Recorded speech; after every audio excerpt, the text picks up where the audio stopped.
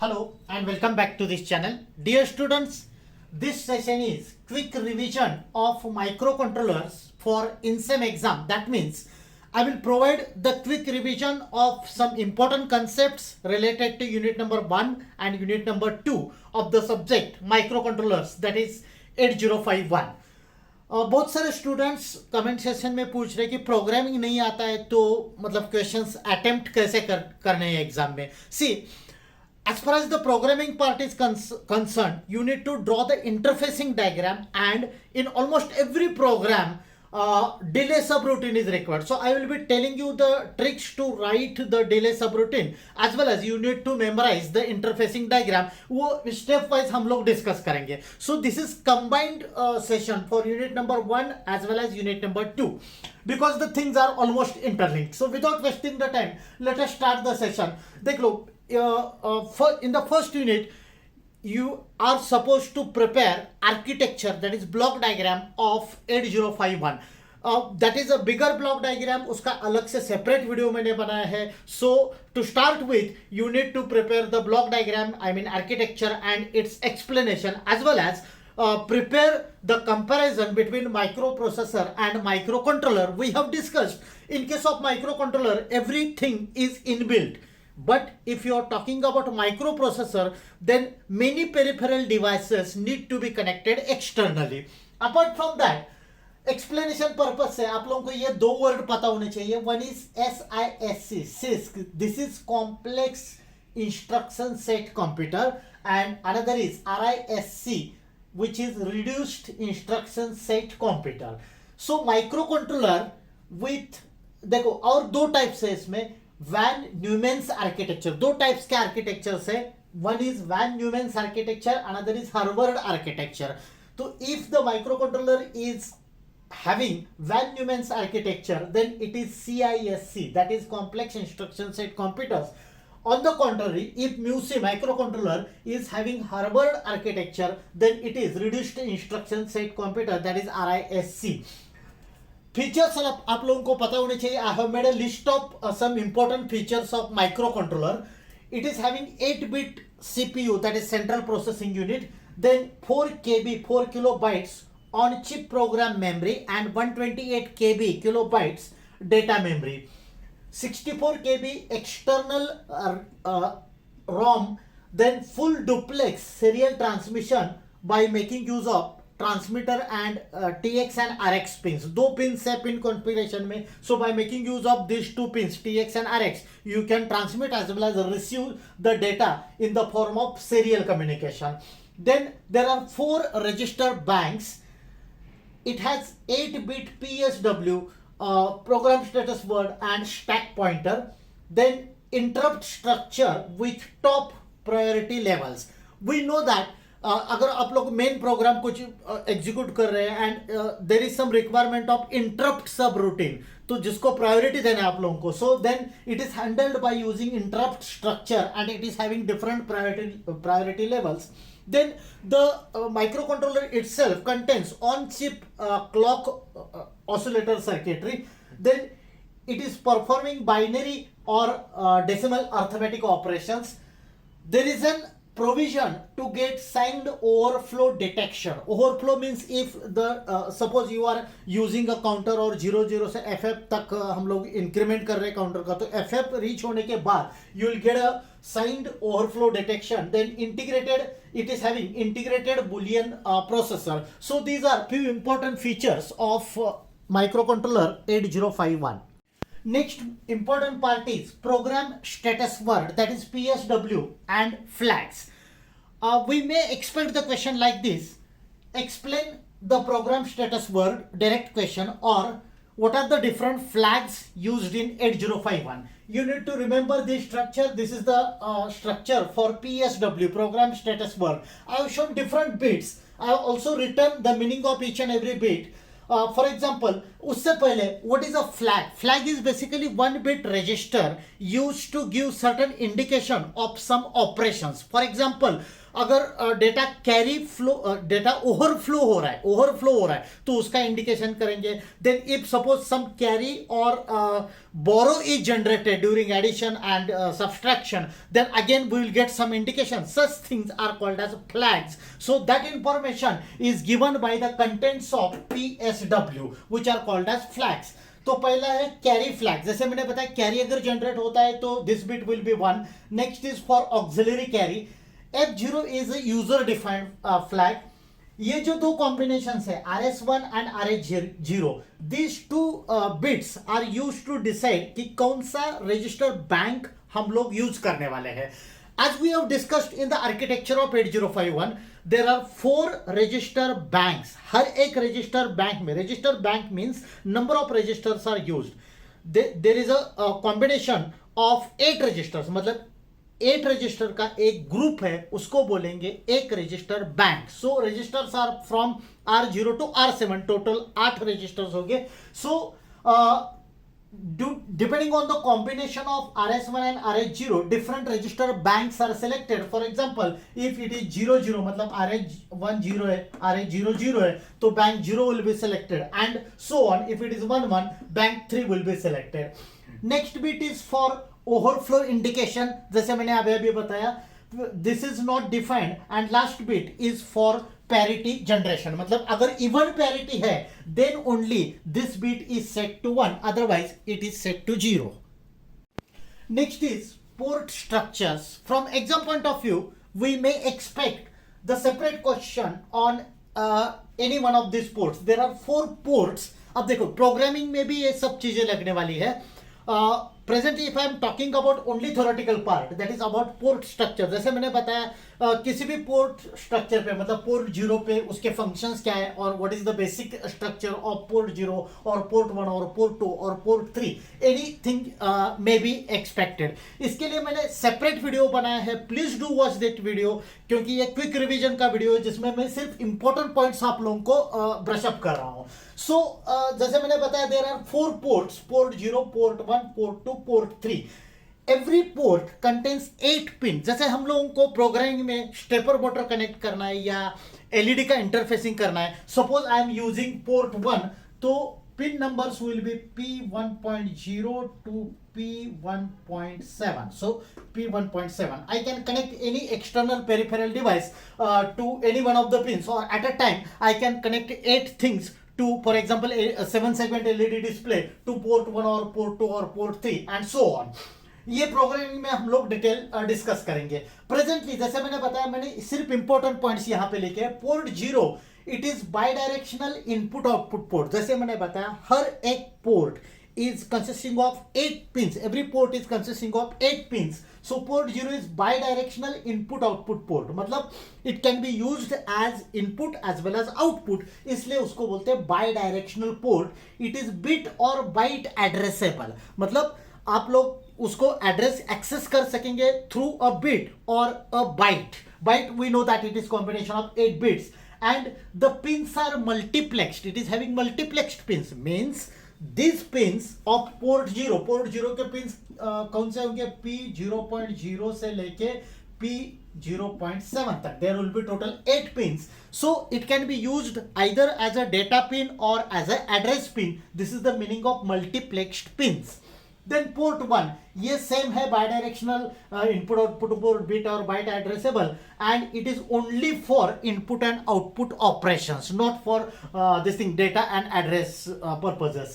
Then port 2 is similar to port 0. Port 0 जैसा ही है, but one additional thing is there. While performing external memory access, मतलब एक external memory connect किया और उसको access करना है, it functions as higher order address bus. ये this is address bus, higher order address bus, that is A8 to A15. So to access the external memory, हम लोगों को 16 बिट का एड्रेस चाहिए, तो उसमें से higher order address bus is provided by this port number 2.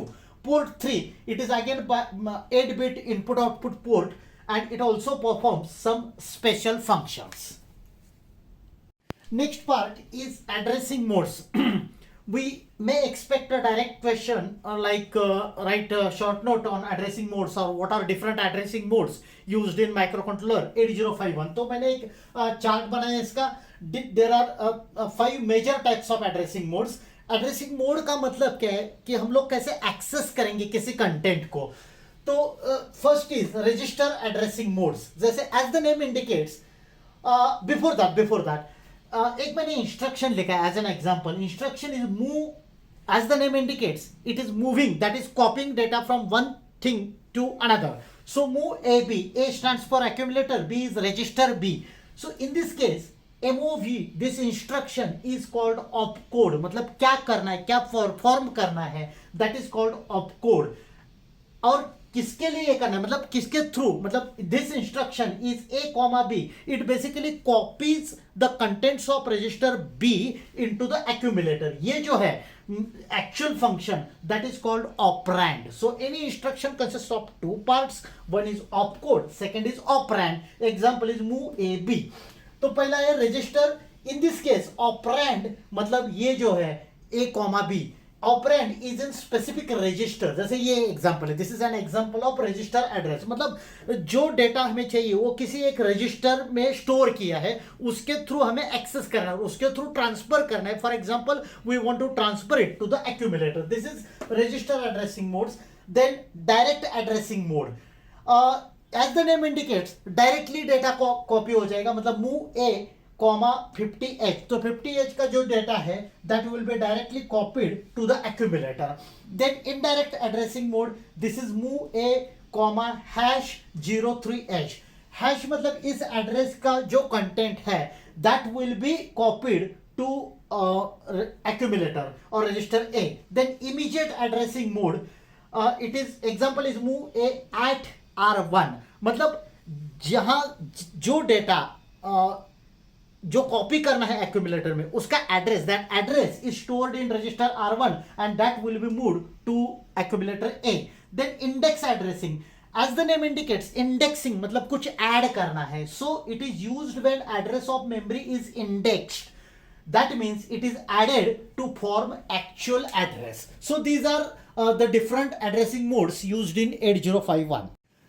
Another important part is IE register, that is interrupt enable register. We may expect the direct question like describe the contents of IE register. As I said, this is interrupt enable register.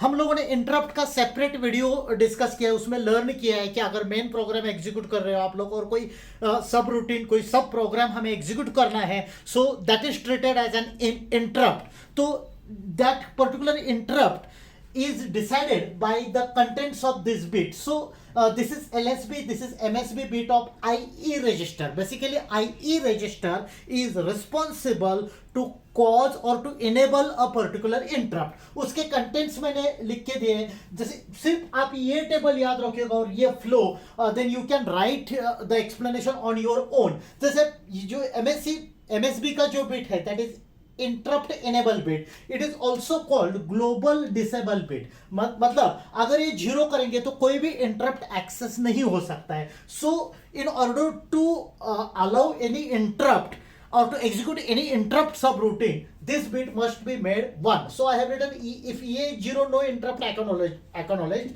अगर interrupt acknowledge करना है तो EA must be made 1. These bits are resolved. Then ES is serial port interrupt enable bit. As the name indicates, serial port में कोई अगर हम लोग interrupt का signal दे रहे हैं तो ये bit enable करना पड़ेगा. Then that interrupt will be executed. Then ET1, it is timer 1. दो timers है, timer 0 and timer 1 in this case. So ET1, it is timer 1 interrupt 1 enable bit. Timer 1 interrupt 1 enable bit.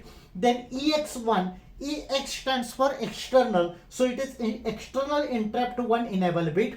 Then two special bits are there, that is IE.1 and IE.0. IE.1 is timer 0 interrupt enable bit and IE.0 is external interrupt 0 enable bit.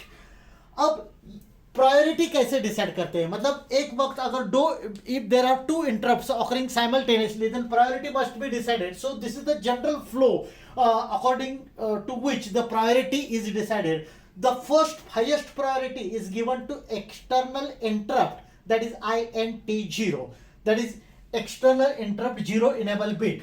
This is having the highest priority. The next priority is timer interrupt, that is timer 0 interrupt enable bit, TF0. Then third is external interrupt, that is INT1 bar. Next is timer interrupt TF1, and last priority is given to the serial communication.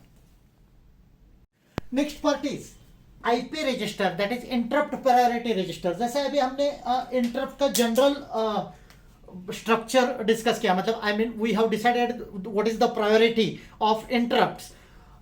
You can well change the priority of interrupts by changing the contents of IP register, that is interrupt priority register. So from the exam point of view, we may expect the direct question like explain the contents of IP register or how IP register helps to change the priority of interrupts. एक basic चीज याद रखना है, if I have written the contents of each bit of IP register as usual, this is LSB bit, this one is MSB bit. Basic चीज याद रखना है, if I will make any one of these things as bit 1 indicates that priority is assumed to be the highest priority, bit 0 is lowest priority. The first 3 bits in this register are reserved. Next is PS, this is serial port interrupt priority bit. मतलब ये bit अगर PS1 करेंगे तो highest priority will be assigned to serial port. मतलब serial port को जो device, जो interrupting device हमने कनेक्ट किया उसको highest priority दे दी जाएगी compared to the other things. Then PT1, it is timer 1 interrupt priority bit. हर एक के लिए बाद में लिखना है interrupt priority bit. So this is timer 1 interrupt priority bit. PX1 is external interrupt 1. There are 2 external interrupts as far as this diagram is concerned. One is external interrupt 1 and another is external interrupt 0. So PX1 is, if I will make this bit 1, it is giving maximum or highest priority to external interrupt 1. Next is timer 0 interrupt priority bit. And last one is external interrupt 0, that is PX0. For example, if I want to give highest priority to timer 0 interrupt bit, तो contents क्या होने चाहिए इस register के? So every bit will be 0 except this bit, मतलब सिर्फ PT 0 1 करेंगे, बाकी सब 0 करेंगे. So if I will make the changes while writing the software in the contents of IP register, then the highest priority will be given to the timer 0 interrupt process.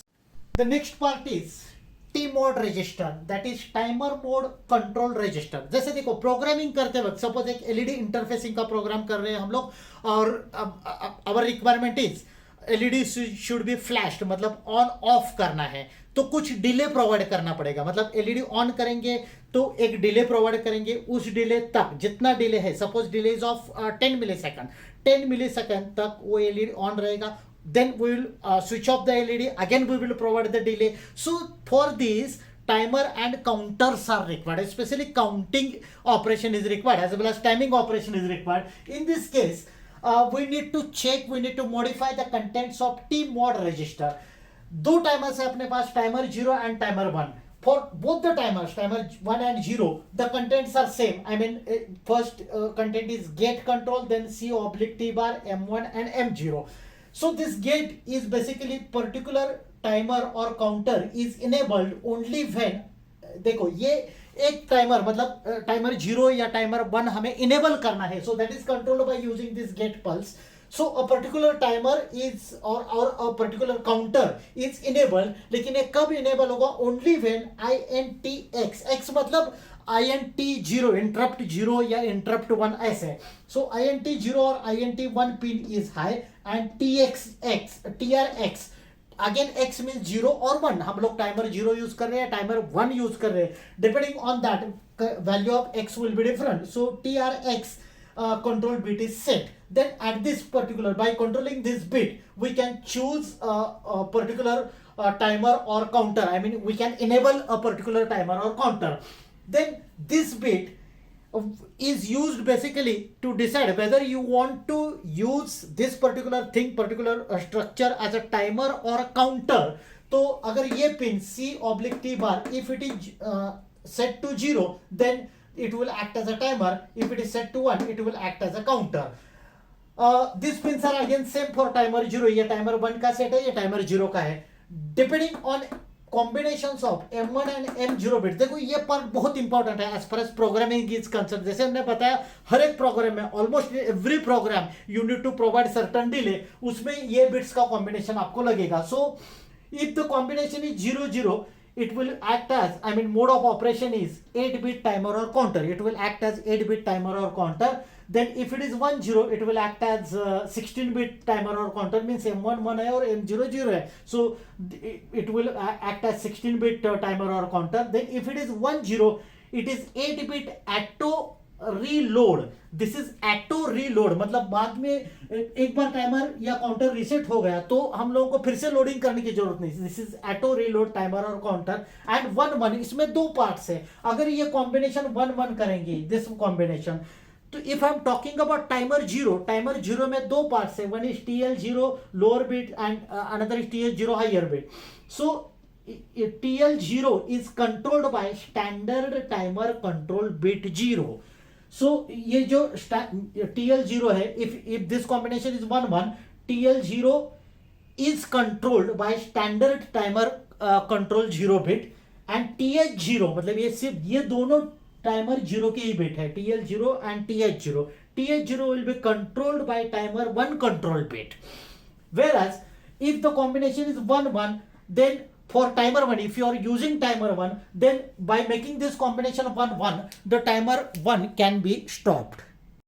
The next part is TCON register, that is timer or counter control register. As the name indicates, the bits of this register are used for controlling operations of timer or counters. Again, it is required for the programming part.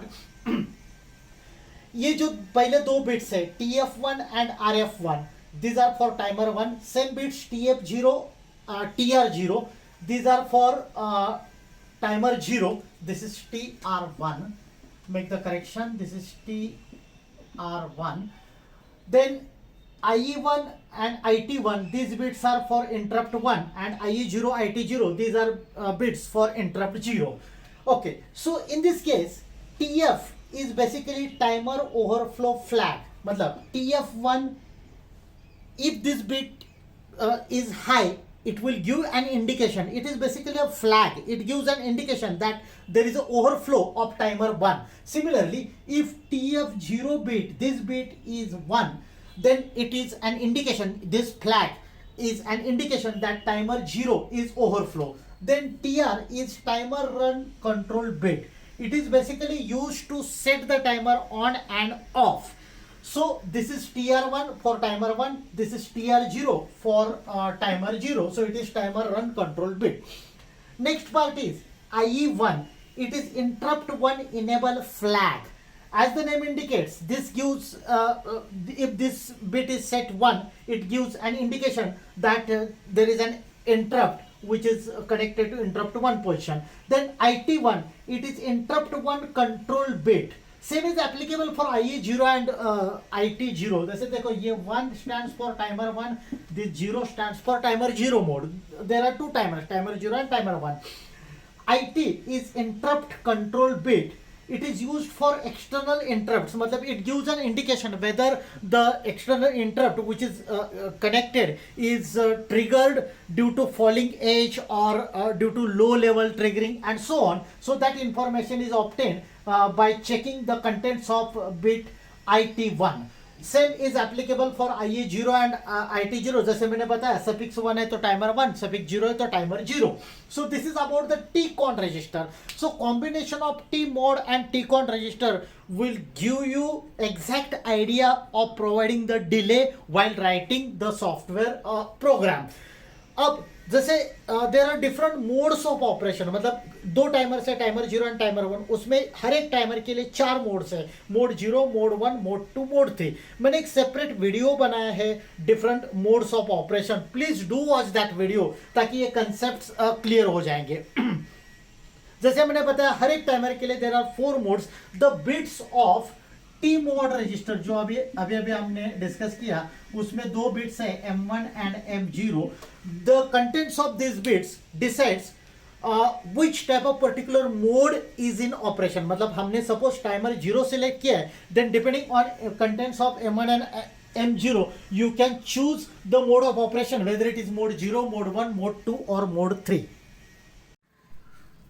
ये एक important table है. देखो, program करते वक्त if you are using it as a timer और counter, हम लोगों को TL0 और TH0 का वैल्यूज लोड करने पड़ते हैं. सो this is an important part. जो कोई भी प्रोग्राम हम लोग लिखते हैं तो कैलकुलेशन करते हैं, तो this table use an idea कि कौन सा टाइमर यूज करेंगे और कौन सा मोड यूज करेंगे. जैसे मैंने बताया, दो टाइमर से, टाइमर 0, टाइमर 1. ये क्वेश्चन में मेंशन किया रहेगा which timer you will be using, as well as mode will be also mention which mode you will be using. अब टेबल याद कैसे रखना है, जैसे मैंने बताया, mode 0, 1, 2, 3, 4 modes are there, timer 1 and timer 0.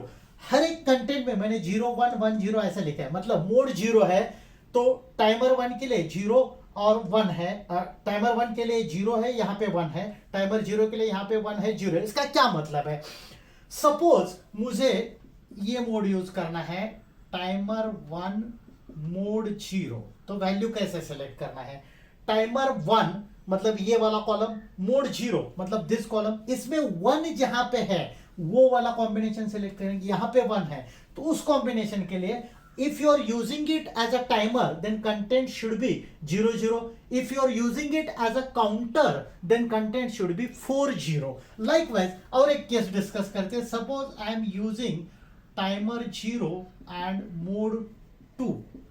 देखो, टाइमर 0 मतलब ये कॉलम, मोड 2. अब इसमें देखना है टाइमर 0 एंड मोड 2, तो ये वाला कॉम्बिनेशन सेट करेंगे. तो ये 1 जहां पे, वो उसका क्या मतलब है, हम लोग सेट कर रहे हैं. 0 जहां पे, वो उसका क्या मतलब है, हम लोग रिसेट कर रहे हैं. For example, timer 0 mode 2 select करना है, हमें सेट करना है, तो ये 1 वाला कॉम्बिनेशन सिलेक्ट करेंगे. ये कॉम्बिनेशन देखेंगे यहाँ पे, if you are using it as a timer, content should be 2, 0. If you are using it as a counter, content should be 6, 0. ये 6 है, 6, 0. लाइकवाइज अगर ये सेम टाइमर रिसेट करना है, तो timer 0 and mode 1, so timer 0 and mode 2, sorry, timer 0 and mode 2 ये reset करना है, मतलब 0 का कॉम्बिनेशन देखना पड़ेगा. वैसे टाइमर 1 यूज कर रहे हैं तो ये 1 जहां पे, वो कॉम्बिनेशन सेलेक्ट करेंगे. लाइकवाइज ऐसे याद रख लो, जहां पे 1 है मतलब, और एक कॉम्बिनेशन डिस्कस करते हैं ताकि कंफ्यूजन ना हो जाए. Suppose I want to make use of mode 1 and timer 1, mode 1 and timer 1. So mode 1 and timer 1, that means I will be selecting this combination. तो ये आएगा 1, 0 if you are using it as a timer, and counter will be 5, 0. Likewise, अब ये values याद कैसे रखने हैं? पहला 0, 0, 0, 0 है, ये 0, 1 है. उसके बाद ये table, this is of course non technical. ये टेबल याद कैसे रखना है इसके लिए मैं बोल रहा हूँ. ये 0, 1 है, इसका उल्टा लिखना है, 1, 0, then 0, 2, 2, 0, 0, 3, 3, 0. Every time we are writing it in reverse order. पहला काउंटर के लिए है 0, 4, 4, 0, 0, 5, 5, 0, 0, 6, 6, 0, 0, 7, 7, 0. So as I said, the contents of this table are required while writing the software. Next, the most important part, जैसे मैंने इस video के starting में बताया कि जो बच्चे कमेंट में पूछ रहे हैं कि प्रोग्रामिंग नहीं आता है, उनके लिए, जिनको कुछ भी प्रोग्रामिंग नहीं आता है, एटलीस्ट देखो what kind of question we can expect. Draw the interfacing diagram and write the program for suppose anything like generating a square wave, rotating a stepper motor, or for connecting a buzzer and so on. ठीक है, हर एक program में, almost in every program you need to write the delay का calculation करना है. मतलब पहला part interfacing का डायग्राम ड्रॉ करना है. मैंने जितने टॉपिक्स है, इंपॉर्टेंट टॉपिक्स, उसका हर एक का इंटरफेसिंग का डायग्राम आप लोगों को प्रोवाइड किया है. डायग्राम बहुत सिंपल है. क्वेश्चन में मेंशन किया रहेगा कि the stepper motor is to be connected to port 2, तो accordingly we need to draw the diagram. जैसे मैंने बताया, ऑलरेडी मैंने हर एक पार्ट के लिए इंटरफेसिंग के डायग्राम के लिए सेपरेट वीडियो बनाए हैं. Please refer those diagram. तो सिर्फ प्रोग्रामिंग नहीं आता है, मतलब क्वेश्चन में भी लाइक दिस कि draw the interfacing diagram for connecting a stepper motor to port 2. And consider a delay of से 1 मिलीसेकंड, ऑफ से 10 मिलीसेकंड। उसमें अगर आप लोगों को प्रोग्रामिंग नहीं आ रहा है तो इंटरफेसिंग का डायग्राम याद रखना है आप लोगों को, और डिले का कैलकुलेशन मेंशन करना है। Even if you are not in a position to write the program, delay का कैलकुलेशन कर लो जो मैं अभी एक्सप्लेन कर रहा हूं, और you will have to write the delay subroutine जो मेन प्रोग्राम में लगता है। Okay, so first part is, ये मैंने काउंट के वैल्यूज लिखे हैं। So if you are using mode 0 then the count should be 8192 minus n.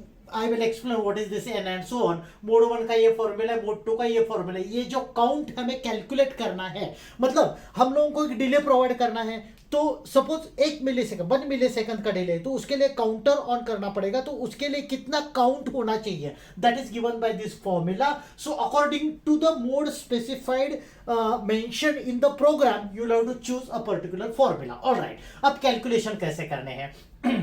T in, it is t basically is time period, f is basically frequency, so 12 upon f in, ये standard formula. f in का value होता है 11.0592 megahertz, that is the frequency of crystal oscillator. और ये calculation करोगे आप f in का value put करके, तो इसका आंसर आता है वन, यहाँ पे मैं लिखता हूँ 1.085 microsecond. Exam point of view से ये स्टेप नहीं भी करोगे तो चलेगा, डायरेक्टली ये टी इन का वैल्यू लेना है। Okay, required calculate N, capital N, जो इस फॉर्मूला में हम लोगों ने लिखा है। जैसे मोड 1 है तो 65536 माइनस एन, ये एन नंबर कैसे कैलकुलेट करना है, it is required delay upon, required delay मतलब सपोज क्वेश्चन में मेंशन किया है कि डिले ऑफ 1 मिलीसेकंड, तो ये रिक्वायर्ड डिले 1 मिलीसेकंड लेना है, डिवाइडेड बाय ये वैल्यू, पहले स्टेप का वैल्यू ये फिक्स है 1.085 microsecond. Then load the count, कितना काउंट लोड करना है, it is value minus N, N हमने इससे कैलकुलेट किया, ये हम डिस्कस करेंगे एक एग्जांपल लेके। Then convert this value into hexadecimal, ये ऐसे फॉर्मेट में आएगा YYXX। Then set TH is equals to YY, TL is equals to XX। ये अब लोग एक कैलकुलेशन करके डिस्कस करेंगे। सपोज एक डिले प्रोवाइड करना है 10 मिलीसेकंड का, तो n कैसे कैलकुलेट करना है, रिक्वायर्ड डिले 10 मिलीसेकंड मतलब 10 into 10⁻³ अपॉन 1.085 माइक्रोसेकंड मतलब 1.085 into 10⁻⁶, तो n का वैल्यू आ गया 9216। अब सपोज मुझे टाइमर 1 और मोड 1 यूज करना है, तो मोड 1 के लिए फॉर्मूला देखो 65536 minus n, so count to be loaded is 65536 minus n, n मतलब ये हमने कैलकुलेट किया, कैसे कैलकुलेट किया है, जो डिले दिया था क्वेश्चन में, suppose it is 10 millisecond upon this standard value 1.085 microsecond, तो ये फॉर्मूला यूज किया, मोड 1 है इसलिए। मोड 0 होता है तो पहला वाला फॉर्मूला, तो ये वैल्यू यूज करेंगे तो आंसर आएगा 56320। हमेशा इसको, ये डेसिमल में आंसर आएगा, इसको हेक्स में कन्वर्ट करना है। बहुत सारे कैलकुलेटर पे डायरेक्टली आप हेक्स में कन्वर्ट कर सकते हो। So this hex value is DC00H। इसमें जो लास्ट 2 बिट्स है, this is YY, sorry this is XX, this is XX and first 2 bits are let us say YY, मतलब TL1, ये हमने क्या लिखा है, TL is XX मतलब TL1 में 00H मतलब हेक्साडेसिमल 00 लोड करना है, TH1 में DC लोड करना है, क्योंकि ये कैलकुलेशन करने के बाद ये वैल्यू आ गया। इतना सिंपल कैलकुलेशन है, मतलब सिर्फ ये डिले चेक करना है और ये फॉर्मूला, ये स्टैंडर्ड वैल्यू है, n का वैल्यू कैलकुलेट करना है। ये 3 पार्ट्स, 3 फॉर्मूला आप लोगों को याद रखना है। Accordingly you will get the value of count to be loaded, उसको हेक्स में कन्वर्ट करना है, so you will get values of TL1 and TH1। ये सफिक्स 1 क्यों यूज किया है, क्योंकि हम लोग एग्जांपल ले रहे हैं टाइमर 1 मोड 1 का, इसलिए सफिक्स में 1 यूज किया है। अब प्रोग्राम कैसे लिखना है डिले का, जैसे मैंने बताया 90% प्रोग्रामिंग में डिले आपको कैलकुलेट करना पड़ेगा using this method and you need to write the delay subroutine. तो ये सब रूटीन है डिले का, इसको मैंने नाम दिया है T1M1 because it is timer 1 mode 1, आप कोई भी नाम दे सकते हो, ये डिले का प्रोग्राम है। So first is T mod, मतलब टी मॉड रजिस्टर सेट करना है। मैंने इससे पहले इसी वीडियो में मैंने टी मॉड रजिस्टर के कंटेंट्स क्या क्या होने चाहिए depending on timer and mode, वो आप लोगों को एक्सप्लेन किया है। So if it is timer 1 and mode 1, तो उसके कंटेंट्स होने चाहिए 0x10, एक्चुअल कंटेंट्स है 10, लेकिन ये 16 डिजिट में लिखना है हम लोगों को, इसलिए 0x10 लिखा मैंने। फिर TL1 ये हमने कैलकुलेशन किया, TL1 is 00, TH1 is DC, TL1 is 000, मतलब फिर से लिखना है 0x00, TH1 0x DC, ये TH1 का वैल्यू है DC। फिर एक वाइल लूप यूज करना है, सब डिले में ये स्टैंडर्ड फॉर्मेट यूज करेंगे, नॉट नेसेसरी यही एक टाइप है प्रोग्राम का, ऐसा नहीं है, but this is, I think this is the simplest step, simplest way of writing a delay. Then while TF1 equals to 0, TF1 मतलब टाइमर 1 का फ्लैग हमेशा चेक करना है, क्योंकि हमने कैलकुलेशन किया तो फ्लैग ओवरफ्लो तक ये काउंटिंग करना चाहिए। So if while TF1 is equals to 00, तब तक ये कैलकुलेशन करते रहना है। अब उसके बाद अगर ये फ्लैग सेट हो गया, एक फ्लैग अगर सेट हो गया, तो always TR1 equals to 0, TF1 is equals to 0। अब ये मोड 1 टाइमर 1 का है, अगर 0 है तो यहाँ पे TR0 लिखेंगे, TF0 लिखेंगे, सिर्फ नोटेशन चेंज हो गया, बाकी जो डिले का सब रूटीन है वो वही है। अब कुछ प्रोग्राम में ऐसा मेंशन किया रहता है कि write a particular program for maximum delay. Maximum delay का क्या मतलब है, 00 से स्टार्ट करना है, मतलब TH और TL ये 00 लोड करना है, दोनों जगह 00 आएगा, ठीक है। 00 से FF मतलब मैक्सिमम तक वो काउंटिंग होता रहेगा, that will provide you the maximum delay, rest all the things will be same. तो जैसे मैंने बताया आप लोगों को इंटरफेसिंग के डायग्राम करने हैं, डिले का ये फॉर्मूला का सेट यूज करके ये डिले के कैलकुलेशन करने हैं, this is the way how to write the delay program. No see, जैसे मैंने बताया इससे पहले सेपरेट वीडियो मैंने इंटरफेसिंग डायग्राम और प्रोग्रामिंग के किए हैं, those are important from unit number 2, ये प्रोग्रामिंग का पार्ट यूनिट नंबर 2 में है।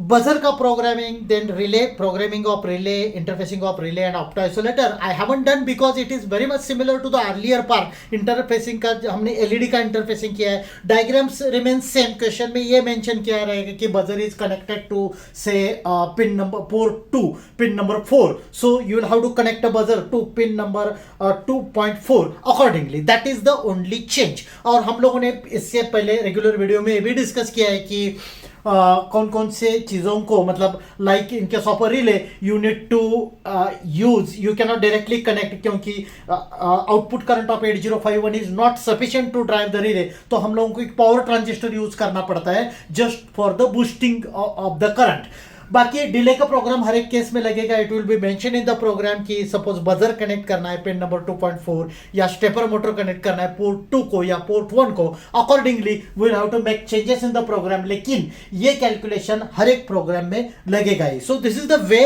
How you can attempt the programming parts. I have tried my level best to make the thing simple, so prepare it accordingly. So that's it for this session. So dear students, all the best for your exam. Thank you, thanks a lot for watching this series.